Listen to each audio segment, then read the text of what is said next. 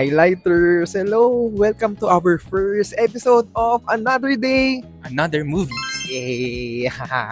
Yan, by the way, I'm Leo and... I'm Paul. Yan. So, before we start, ask ko lang muna. May naranasan ka na bang, tawag dito, yung tumakbo ka na na-experience na parang to save your life from danger?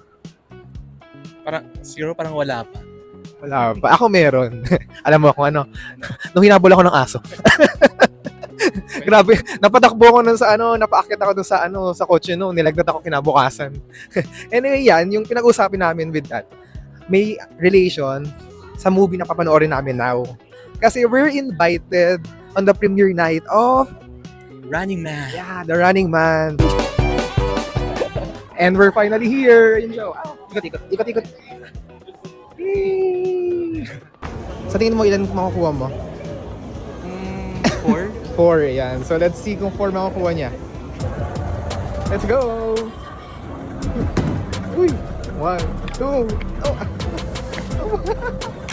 Shit! 3! Oh, lots!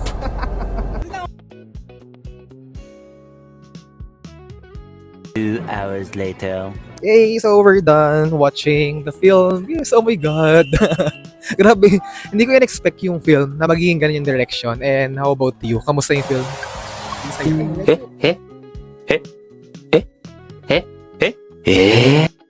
Masaya, yes. Actually, sobrang entertaining niya. Then, walang dead air. Actually, alam niyo yung parang feeling na pa-subside na siya. Tapos, bigla na namang aangat. Tapos, yung first time mo yung tutok na tutok lang talaga siya. Yung tipong ayaw mong pumikit sa mga nangyayari. Sobrang dami nangyayari. Kasi si Richards, sobrang galing nung character niya. So, talagang siya. It catches you. So, hindi niya hayaan na parang hindi mo siya tignan kung ano yung subaybayan, kung ano yung ginagawa niya. Oh yes, I agree. Actually, yun nga, from the start up to the end, hanggang sa pag-roll ng credit scene, talagang, alam mo yun, parang ayaw matapos yung film kahit medyo mahaba siya. Pero yun nga, walang dead air yun, ang galing yun. And it goes beyond what is expected actually. So yan. Anyway, for the full film review and the ratings, just visit Movie Review PH. We'll post the review soon. And ayun, see you on the next episode of Another Day, Another Movie. Bye!